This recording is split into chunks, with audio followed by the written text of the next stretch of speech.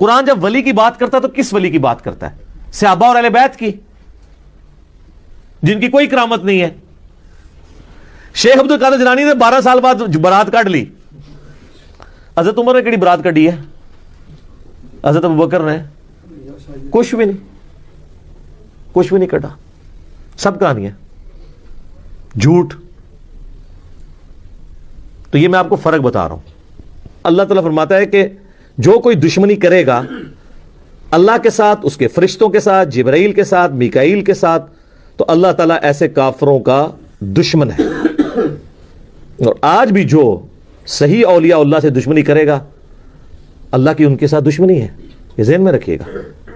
اور صحیح اولیاء اللہ وہ ہوں گے جو اللہ کی عبادت کروائیں گے، اپنی عبادت نہیں۔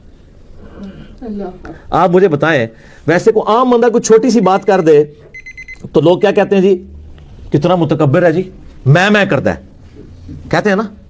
تو یہ جو بابا کہتا ہے آپ کو کہ جو میرا مرید ہو گیا میں جنت میں نہیں جاؤں گا اس وقت تک جب تک کہ آپ کو ساتھ نہ لے جاؤں، اس کی میں نہیں آپ کو نظر آتی؟ ادھر کہتے ہیں سبحان اللہ، اتنی بڑی میں کے اوپر سبحان اللہ۔ اللہ کہنا چاہیے لعنت اللہ علی الکاذبین، ایسے جھوٹے پہ اللہ کی لعنت ہو جو یہ دعویٰ کر رہا ہے۔ تمام ولیوں کی گردن پہ میرا پاؤں ہے، اتنا متکبر شخص۔ کیا ابو بکر نے کبھی کہا ہے کہ ساری امت کی گردن پہ میرا پاؤں ہے؟ آپ کا بابا کہتا ہے، آپ کہتے ہیں سبحان اللہ۔ تو لعنت ہے پھر ایسے عقیدے کے اوپر جو ایسے متکبرین کو اولیاء اللہ سمجھتے ہیں۔ میں ان بزرگوں کو کچھ نہیں کہہ رہا، ہو سکتا ہے انہوں نے نہ کہا ہو، لیکن آپ کہانیاں کروا رہے ہیں کہ انہوں نے کہا ہوا ہے۔ تو آپ ذرا انور دیکھا، سرکار کو دیکھ کے جنہوں نے قرآن پڑھا اور سنا، سرکار کو دیکھ کر، رخ انور دیکھ کر جنہوں نے کلمہ پڑھا اور سنا اور قرآن کی تبلیغ کی اور اسلام کی اشاعت کی، ان کی زندگی کا ہر لمحہ ہی کرامت ہے۔ بزرگان دین نے، علماء حقہ نے، محدثین نے، مورخین نے حضرت امام جعفر صادق رحمۃ اللہ تعالیٰ علیہ کی کثیر تعداد کے اندر کرامتیں بیان فرمائی ہیں، اور وہ برحق ہیں۔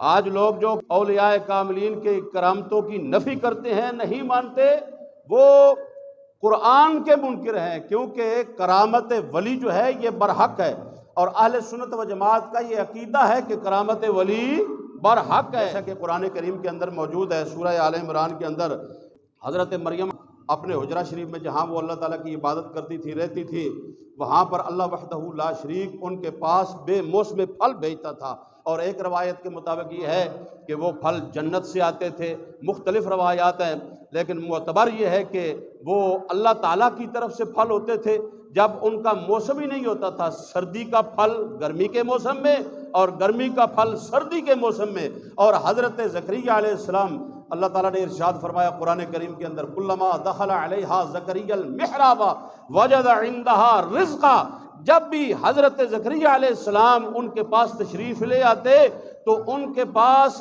ایسا رزق پاتے، ایسا پھل پاتے کہ جس کا موسم ہی نہیں ہوتا تھا۔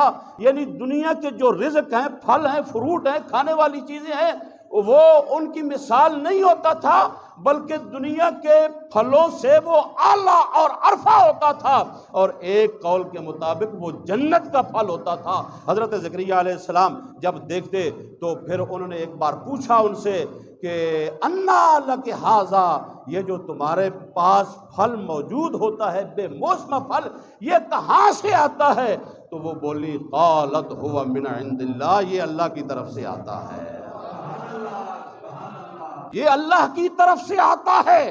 تو یہاں پر مفسرین نے لکھا ہے کرامات اولیاء کرام برحق ہونے کی یہ دلیل ہے۔ اور اسی طرح جو ہماری عقائد کی کتابیں ہیں، اہل سنت و جماعت کی عقائد کی کتابیں ہیں، ان کے اندر بھی موجود ہے باقاعدہ یہ ایک مسلمات اور معتقدات اہل سنت اور ضروریات اہل سنت میں سے ایک مسئلہ ہے کہ کرامات اولیاء برحق ہیں، اور ان کا ثبوت قرآن کے اندر بھی موجود ہے اور احادیث طیبہ کے اندر بھی موجود ہے۔ جیسا کہ یہ میرے پاس شرح عقائد کتاب ہے، شرح عقائد، یہ عقائد کی کتاب ہے، اور اہل سنت و جماعت کے جو عقائد ہیں ان کی یہ بیس ہے، معتبر کتاب۔ اور یہ جو لوگ کرتے ہیں نا نفی، کرامات اولیاء کرام کی نفی کرتے ہیں، انکار کرتے ہیں، ان کو ان کتابوں کے ساتھ کیا لگے، اگرچہ وہ کہتے ہیں کہ نہ ہم وہابی نہ ہم بابی، ہم ہیں مسلم علمی کتابی، تو وہ کیسے مسلم ہیں، کیسے علمی ہیں، کیسے وہ کتابی ہیں جو اللہ والے جنہوں نے یہ کتابیں لکھی ہیں، صحابہ کرام، پھر تابعین، تب تابعین، اور پھر علماء امت، محدثین، مفکرین، فقہاء عظام، جن کے ذریعے سے ہمارے پاس نبی کریم صلی اللہ علیہ وآلہ وسلم کی احادیث پہنچی ہیں، امام بخاری ہو گئے، حضرت امام مسلم ہو گئے، جن کے ذریعے سے رسول اللہ صلی اللہ علیہ وآلہ وسلم کے ارشادات، احادیث ہم تک پہنچی ہیں، ان کو وہ بابے کہہ کے جھٹلا دیتا ہے اور ان کی کرامات کو جھٹلا دیتے ہیں، ان کی نفی کرتے ہیں۔ جو علماء امت کے مینارے ہوئے ہیں ان کو وہ جھٹلا دیتے ہیں، تو پھر وہ کیسے ہیں لوگ کہ نبی کریم صلی اللہ علیہ وآلہ وسلم کی احادیث کو وہ کیسے مانتے ہیں، قرآن کریم کو وہ کیسے مانتے ہیں؟ تو لہٰذا یہ میرے ہاتھ میں کتاب ہے شرح عقائد، اس کے اندر لکھا ہوا ہے، یہ عقائد کی کتاب ہے اور مدارس کے اندر پڑھائی جاتی ہے۔ میرے خیال میں یہ جو کرامات اولیاء کے منکر ہے وہ علمی کتابی ہونے کا دعویٰ کرتے ہیں، اس کتاب کو دیکھنا یا پڑھنا تو دور کی بات ہے، اس کی میرے خیال میں تو ایسے بندے کو ہوا بھی اس کتاب کی نہیں لگی ہوئی، ایسے بندے نے اس کتاب کا نام بھی نہیں سنا ہوا ہوگا۔ اس کے اندر یہ پورا ایک بیان ہے کہ کرامات اولیاء برحق ہیں، اور باقاعدہ اس کے نیچے انہوں نے قرآن کریم کے دلائل پیش کیے ہیں، اور یہ جو دلیل حضرت مریم علیہ السلام والی ہے کہ کلما دخل علیہا زکریا المحراب وجد عندہا رزقا، ان کے پاس بے موسم پھل ہوتے تھے تو وہ کہتی ہیں ان کے جواب میں کہ یہ اللہ کی طرف سے ہے، اللہ کا فضل ہے، اللہ کا کرم ہے۔ اسی طرح اور بھی قرآن کریم کے اندر وہ آصف بن برخیہ کا جو واقعہ آپ نے سنا ہوا ہے 19ویں پارہ میں، قال عفریت من الجن انا آتیک بہ قبل ان تقوم من مقامک وانی علیہ لقوی امین قال الذی عندہ علم من الکتاب انا آتیک بہ قبل ان یرتد الیک طرفک۔ حضرت سلیمان علیہ السلام نے ارشاد فرمایا، ہے تمہارے اندر کوئی جو بلقیس کے پہنچنے سے پہلے ادھر دربار کے اندر اس کا تخت لا کر دکھائے؟ وہ بولا، اس نے کہا کہ محفل برخاست ہونے سے پہلے میں لا کر دکھاتا ہوں۔ تو آپ نے فرمایا یہ تو بہت دیر ہو جائے گی۔ ایک وہ درباری شخص بولا، انسان بولا، جس کا نام آصف بن برخیہ تھا، اور اس کے پاس کتاب کا علم تھا، کتاب سے علم تھا، کچھ علم جانتا تھا۔ اس نے آنکھ جھپکنے سے پہلے آپ کے سامنے تخت موجود ہوگا۔ قبل ان یرتد الیک طرفک، آپ نے ایسے آنکھ جھپکی، جب بند کر کے کھولی تو تخت سامنے پڑا ہوا ہے۔ فلما رآہ مستقرا عندہ قال ھذا من فضل ربی، جب تخت سامنے دیکھا تو حضرت سلیمان علیہ السلام نے فرمایا یہ میرے اللہ کا فضل ہے۔ خدا کا فضل جو ہے وہ کس کے ذریعے سے ہوا تھا کہ وہ تخت آیا تھا آپ کے دربار میں؟ آصف بن برخیہ کے ذریعے تھا۔ دعویٰ اس کا تھا، آصف بن برخیہ تھا جو نبی نہیں تھا، نبی کا امتی تھا۔ اس نے کہا آپ کی آنکھ جھپکنے سے پہلے آپ کے پاس موجود ہوگا۔ تو جس کے موجود ہونے کو اللہ کے نبی نے کہا کہ یہ اللہ کا فضل ہے، اور وہ اللہ کا فضل اللہ کے بندے ان کے امتی کے ہاتھ سے ہوا تھا، ان کی وساطت سے ہوا تھا، تو پتہ چلا کہ اللہ کے ولی کی بزرگی اور کرامت جو اللہ نے ان کو طاقت عطا فرمائی ہے یہ برحق ہے، قرآن سے بھی ثابت ہے، حدیث سے بھی ثابت ہے۔ یہ جو علمی کتابی ہونے کا دعویٰ کرتا ہے، میں علمی ہوں، ہم ہیں علمی کتابی، تیری بڑا جانے علم کیا ہوتا ہے، تیری بڑا جانے کتاب کیا ہوتی ہے؟ یہ شرح عقائد دیکھی ہے اور علمی کتابی صاحب، اس کی ایک اور اس پر حاشیہ ہے، حاشیہ باجوری اس کو کیا پتا باجوری کیا ہے؟ شرح عقائد، اس کے اوپر حاشیہ باجوری، پھر یہ شرح عقائد، اس کا ایک اور حاشیہ، حاشیہ چوری، حاشیہ چوری، آجا واپس آجا، کرامات اولیاء کو برحق مان لے، انکار نہ کر، کھا لے یہ چوری، پر نہیں کھائے گا کیونکہ ہے تیری مجبوری۔